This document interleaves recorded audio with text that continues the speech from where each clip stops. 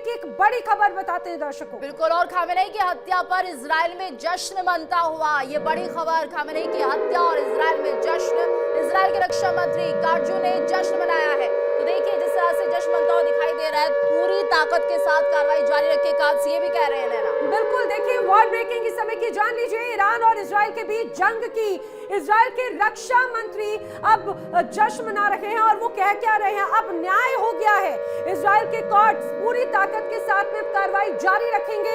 ये दो बातें जरूर दर्शाती है कि इजराइल का जो इंटेंशन था वो पूरा हुआ, और दूसरी बात ये कि आगे भी कार्रवाई जारी रहेगी, यानी कि खामनेई का पूरा कुर्बा, चाहे बात उनकी टीम की हो, चाहे उनके समर्थकों की हो, या फिर उनके तमाम प्रॉक्सीज की हो, क्या उनको जड़ से मिटाकर ही अब इजराइल दम लेगा। अपने आप में ये बड़ी बात, क्योंकि ये जो बात कही है अब न्याय हो गया है, इजराइल कोर्ट्स की तरफ से कहा गया और रक्षा मंत्री की तरफ से जश्न मनाने की जो बात कही गई वो अपने आप में कई मायने यहाँ पर जरूर नजर आती है। हमारे साथ खास मेहमान लगातार बने हुए हैं। जिस तरह से तमाम हालात यहाँ पर नजर आते हैं उसको लेकर तो आप ये मान के चलिए जो परिस्थितियां हैं उससे ये तो स्पष्ट है कि फिलहाल अभी स्थिति आने वाले वक्त में बहुत ज्यादा कंट्रोल हो ऐसा नजर नहीं आता। अभी भी चिंताजनक हालात जरूर यहाँ पर नजर आ रहे हैं।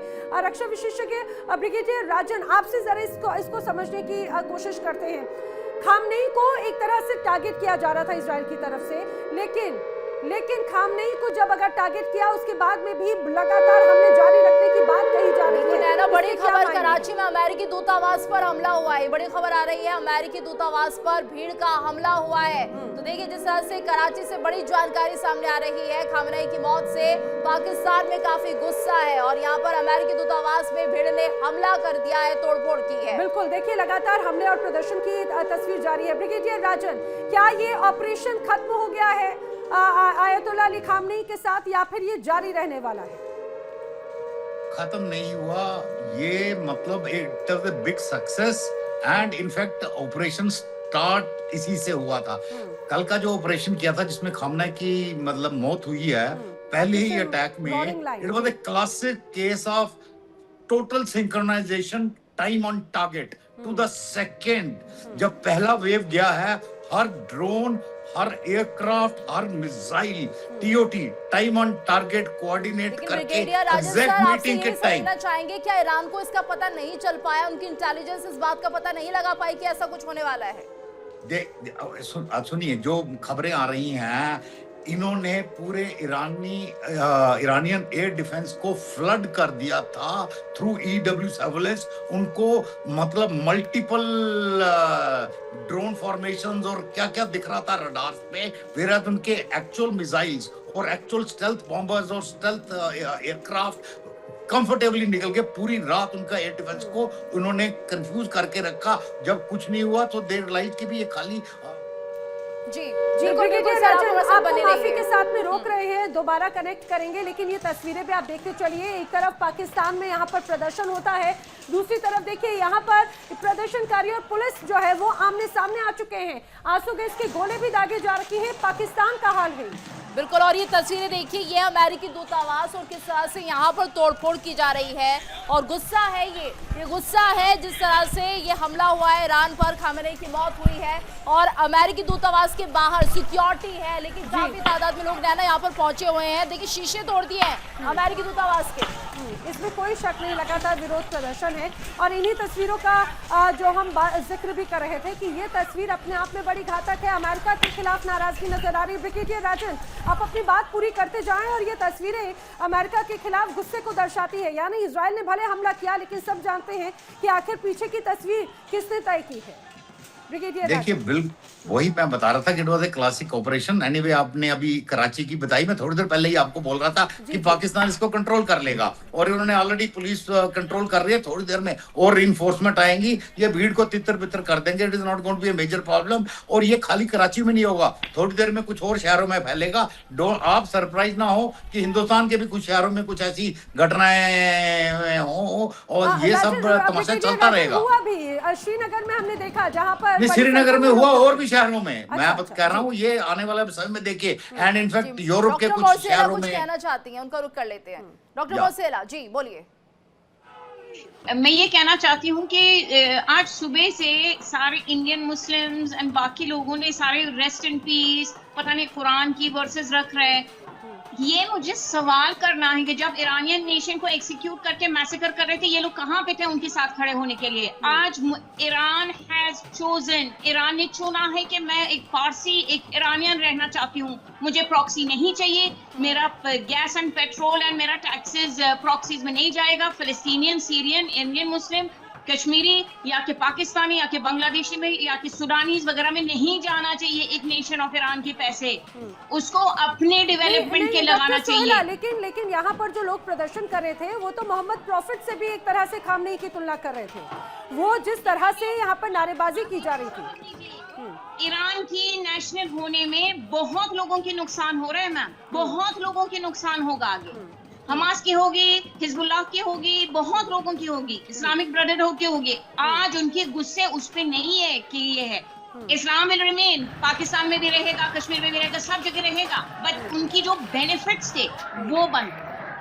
ये सारे गुस्से इसमें हैं। हाँ, अमेरिका, जब मैं यही सवाल कर रही हूँ, अमेरिका बहुत कुछ क्या है, सब जगह क्या है, क्यों ईरान के पीछे पड़े हैं ये लोग? ईरानियन की हिजबुल्लाह के पीछे अभी ये लोग खड़े हो रहे हैं, क्यों? यानी कि जो प्रॉक्सीज है, दरअसल ये लड़ाई तो प्रॉक्सीज को लेकर लगातार रही है, क्योंकि वो एक तरह से बड़ी चुनौती इजराइल को देता रहा है। चाहे बात वहां पर हमास की हो, चाहे बात हिजबुल्लाह की हो, हुती विद्रोहियों की हो, एक लंबा बड़ा संघर्ष तो रहा है और वो इजराइल के एग्जिस्टेंस को लेकर है। और यही लड़ाई इजराइल के एग्जिस्टेंस को लेकर खतरा एक तरह से बताते रहे हैं। आप सभी से चर्चा लगातार जारी रखें, लेकिन जो तमाम तस्वीरें सामने आ रही हैं सुबह से अभी तक, वो एक बार दिखा देते हैं गीतू। और ये प्रोटेस्ट की तस्वीरें हैं, बिल्कुल। और ये देखिए तस्वीरें सामने आ रही हैं, ये पाकिस्तान की तस्वीरें, अमेरिकी दूतावास के बाहर की तस्वीरें, तोड़फोड़ मचाई जा रही है। अगर आप देखेंगे नैना तो देखिए यहाँ पर किस तरह से गुस्सा है लोगों के अंदर और पूरी तरह से अमेरिकी दूतावास को तहस नहस कर दिया गया। तस्वीरें देखिए, वो नैना देखिए, वो तस्वीर आपके पास जो है, किस तरह से अमेरिकी दूतावास के बाहर शीशे तोड़े जा रहे हैं, पूरी तरह से डैमेज कर दिया गया। ये पुलिस है पाकिस्तान की। और बिल्कुल ये गीतू के पीछे की जो तस्वीर है, यहाँ दूतावास में अमेरिका का झंडा नजर आता है। उसके बाद में आप इस तस्वीर की तरफ जरा गौर रखिए, यहाँ पर शीशों को तोड़ते हुए हाथों में हथियार लेकर बल्ले हो या डंडे हो उनके साथ में नजर आते हैं। और हालात जब बिगड़े तो यहाँ पर पुलिस को एक तरह से मोर्चा संभालना पड़ा, लेकिन प्रदर्शनकारी रुके नहीं। पुलिस और प्रदर्शनकारी आमने सामने हैं। अब सबसे महत्वपूर्ण बात ये कि लगातार ये कहा जाए कि अलग अलग जो मिडिल ईस्ट में जो देश है वहां पर तो दूतावास खाली करवा लिए गए थे पहले ही अमेरिका की तरफ से, लेकिन पाकिस्तान में भी इस तरह से जवाबी कार्रवाई, शायद पाकिस्तान को ऐसा लग नहीं रहा होगा कि इस तरह का विरोध होगा, इस तरह का विरोध होगा। खुद अमेरिका भी सोच रहा होगा कि क्या हो रहा है। हम जिस तरह से पाकिस्तान की मदद करते रहे, अमेरिका की दोस्ती, सो कॉल्ड दोस्ती जो भी चल रही थी पाकिस्तान के साथ, तो उन्हें शायद उम्मीद नहीं होगी। और ये सॉलिडारिटी का ही एक तरह से मसला है, इसमें कोई शक नहीं। मैं तपस जी से इसका जवाब लेना चाह रही हूँ। तपस जी, जिस तरह से अभी हालात है, खासतौर से पाकिस्तान की जो तस्वीरें हैं, क्या अमेरिका को ये लग रहा था कि यहाँ पर पाकिस्तान में तो एटलीस्ट ऐसे हालात नहीं होंगे, इसीलिए दूतावास की स्थिति यथावत थी? तपस जी, पाकिस्तान की देखिए जो जनता है वो पहले से ही अमेरिका को मुस्लिम कम्युनिटी के लिए खतरा मानती है। ये वर्ल्ड ओवर है कि अमेरिका को मुस्लिम वर्ल्ड का दुश्मन माना जाता है, चाहे वो अमेरिका का अलायंस हो पाकिस्तान, लेकिन जनता उसके हमेशा खिलाफ रही है, ज्यादातर लोग। दूसरा जो सबसे बड़ा पॉइंट है वो ये है कि जनरली पाकिस्तान के लोग और ज्यादातर काफी सारे देशों के लोग जो ज्यादा हार्डलाइनर होते हैं ना, जो जिहाद, जो शहादत, जो 72 हो रहे हैं और जो इस तरह की बात करते हैं, उनसे ज्यादा इन्फ्लुएंस होते हैं। थोड़े से सोबर लोग कम हैं। तीसरा, अब देखिए पाकिस्तान की एक बात नहीं, आप बात पूरी कीजिएगा। पिछले कुछ वक्त से पाकिस्तान की जो ये कहा जाए हुक्मरान है या अमेरिका ने एक अलग तस्वीर दिखाने की कोशिश की थी कि भाई हम सबसे ज्यादा बड़े हितैषी हैं, खासतौर से ऑपरेशन सिंदूर के बाद में। यह लगता है वो भी काम नहीं कर पाया। अरे छोड़ दीजिए नैना जी, पाकिस्तान को बेचारा कहां तक मरेगा। आप देखिए सऊदी अरबिया के साथ उसने पैक्ट करा कि सऊदी अरब पे अटैक जो है वो पाकिस्तान पे अटैक माना जाएगा और वाइस वर्सा। पाकिस्तान पे तालिबान ने अटैक किया तो सऊदी अरब का फोन आ गया, भाई तुम लोग अच्छा नहीं कर रहे हो, दोनों लोग मत लड़ो। अब इधर पाकिस्तान क्या करे? अब ईरान ने सऊदी अरब पे तो अटैक कर दिया, अब ईरान के सपोर्ट में पाकिस्तान में प्रदर्शन हो रहे हैं और 64 टेररिस्ट ऑर्गेनाइजेशन और न्यूक्लियर स्टेट होने के बाद वो अमेरिका का एलाई भी है। तो बेचारा पाकिस्तान कहाँ का करे, कितना धोगे आप उसको? तो उसको उसके हाल पे छोड़ दीजिए। वैसे ही बलूचिस्तान और गिलगित में और कहाँ फंसा हुआ है। लेकिन brigadier Rajesh Pakistan sir, is आप नॉट देखिए जिस तरह से, चलिए आपसे सवाल लेंगे। एक बड़ी खबर आ रही है इस वक्त पाकिस्तान से, इस वक्त बड़ी खबर, खामनेई की मौत के बाद पाकिस्तान में हिंसक प्रदर्शन के दौरान 8 लोगों की मौत की खबर सामने आ रही है। ये बड़ी खबर नैना पाकिस्तान से, ये गंभीर हो जाता है क्योंकि मौतें हुई हैं 8 लोगों की। बिल्कुल, पाकिस्तान से बड़ी जानकारी इस वक्त सामने आ रही है कि खामनेई की मौत के बाद जिस तरह से हिंसक प्रदर्शन हुए हैं उसमें 8 लोगों की मौत हो चुकी है। और ये तस्वीरें देखिए, यहाँ पर आगजनी, फिलहाल यहाँ पर आपको सन्नाटा नजर आता है, लेकिन जो हालात यहाँ पर हैं उसको देखकर आप ये समझिए कि जगह जगह पर सिर्फ आगजनी की तस्वीर, पीछे आग की जो लपटें नजर आती हैं, दरअसल ये हिंसक प्रदर्शन की तस्वीर है। वही बात जो यहाँ पर अभी तपस जी कह रहे थे कि पाकिस्तान क्या कहता है, क्या करता है, और खासतौर से अमेरिका की बातों पर तो बिल्कुल भरोसा नहीं करता, ये तो स्पष्ट हो जाता है। ये तस्वीरें भी देखते चलिए। तपस जी आप बात पूरी कीजिएगा, फिर मैं फिर ब्रिगेडियर सर का रुख करती हूँ।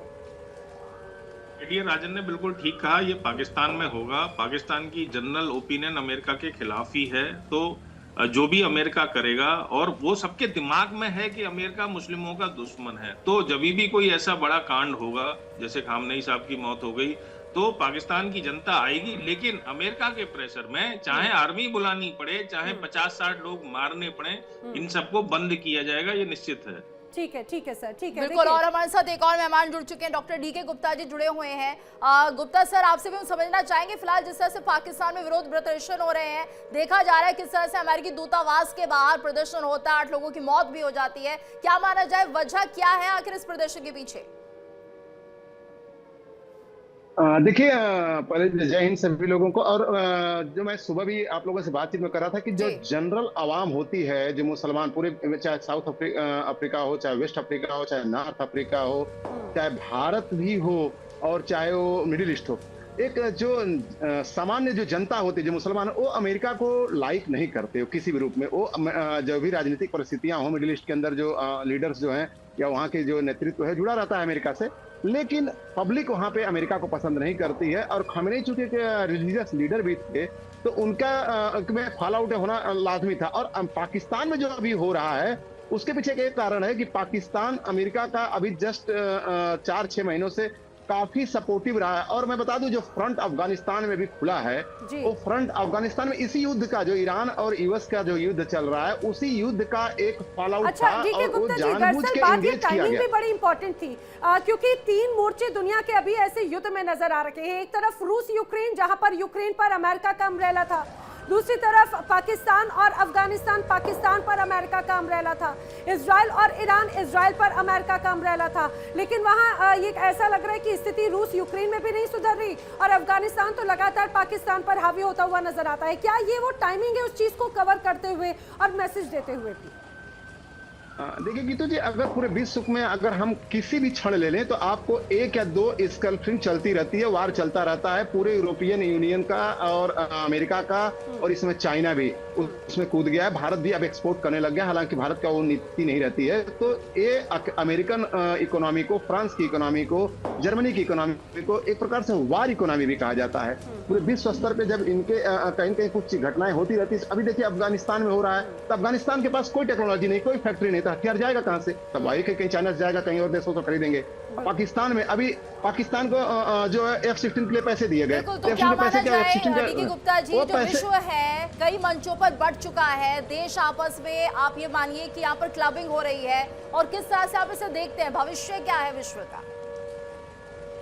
नहीं, स्वाभाविक है। आप अगर हम पूरे विश्व को अगर एक पिक्चर में लें, तो जब तक अगर ईस्टर्न हेजेमोनी अपनी नहीं होगी, देखिए रूस का चाइना के साथ नहीं पड़ती है, इंटरनली नहीं पड़ती, ऑन द ग्राउंड नहीं पड़ती है।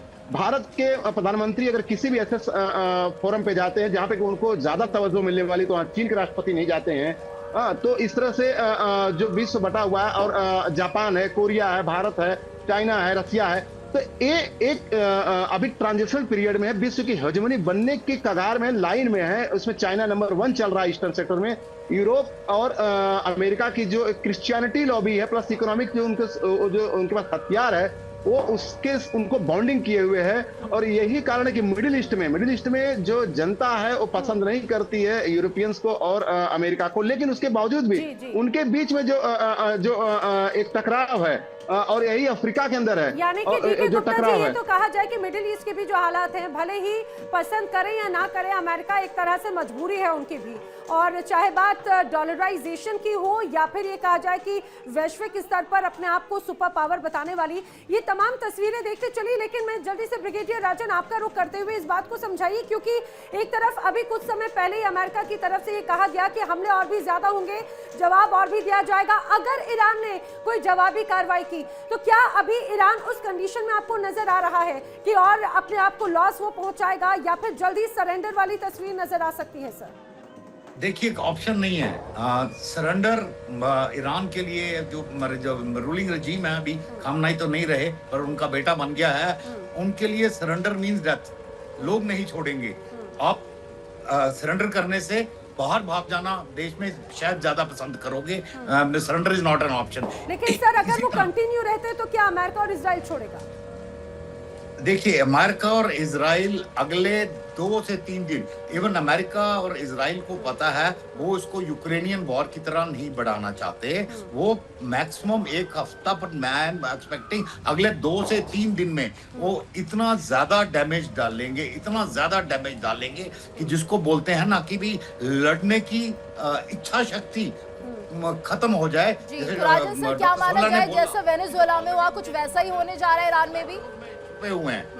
तो बेसिकली जब इच्छा शक्ति खत्म हो जाती है तो व्हाट हैपेंस इज, एक बार कुछ लीडर्स बाहर जाना शुरू कर दिया अपनी जान बचा के, एंड देयर आफ्टर वो जर्नल एक्सोडस शुरू हो जाता है, and that is the time internal implosion Iran के अंदर हो जाएगा। The only way out is internal implosion. नहीं तो जल्दी इलेक्शन होंगे ईरान में, ये माना जाए। तभी अमेरिका जिस तरह से कह रहा है कि जो भी लीडर होगा वो उनकी तरफ से होगा, क्या वेनेजुएला जैसा कुछ आप देख रहे हैं?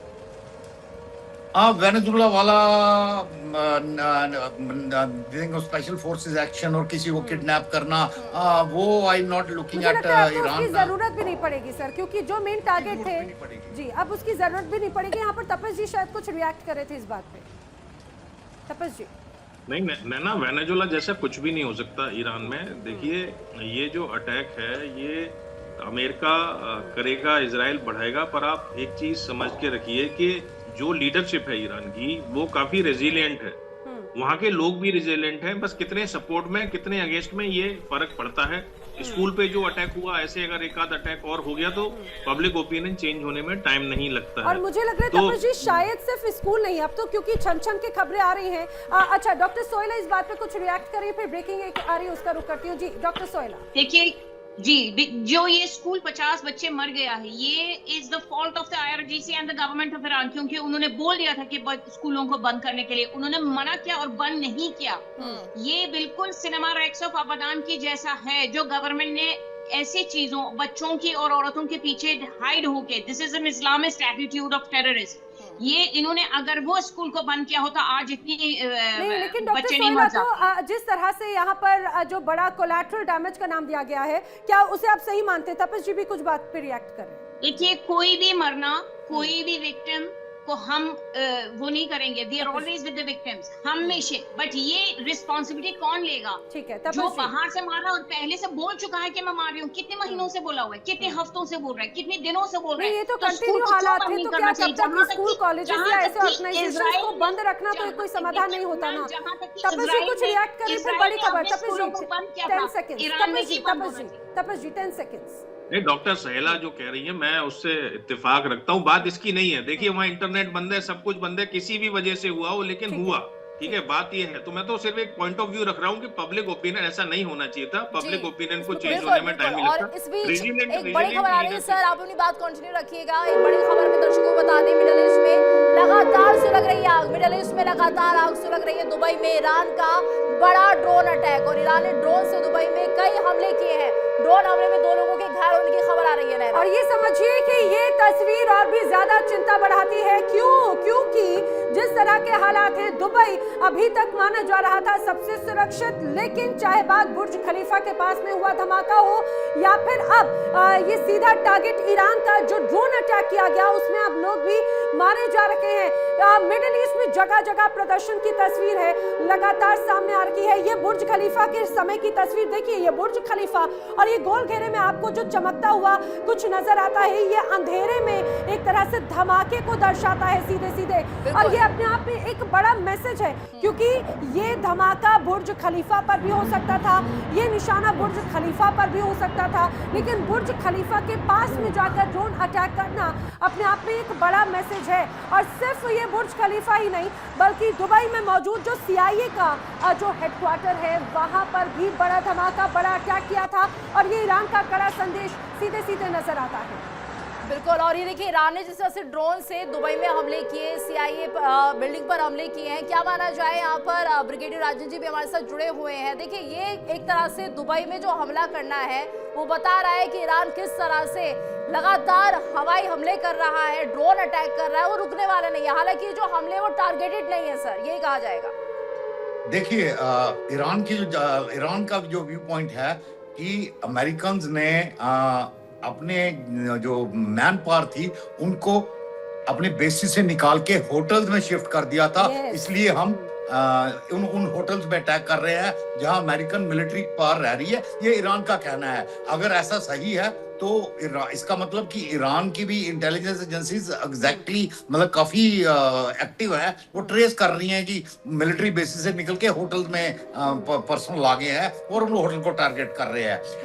एक्चुअल कारण जो ईरान का इन करने का है अटैक इन इलाकों पे कि बेसिकली वो अपना सक्सेस रेट बढ़ाना चाहता है। इजराइल के खिलाफ बहुत मुश्किल है because of heavy air defence, where इन इलाकों में उतने ज्यादा हैवी एयर डिफेंस नहीं है, कंपैरेटिवली इजी है। और तो इसलिए शहरी इलाके हैं तो यहाँ पर ये ऑपरेशन को अंजाम देना है। तो अपना सक्सेस रेट बढ़ा रहा है ईरान, अपने लोगों को बताने के लिए हमने क्या क्या कर दिया।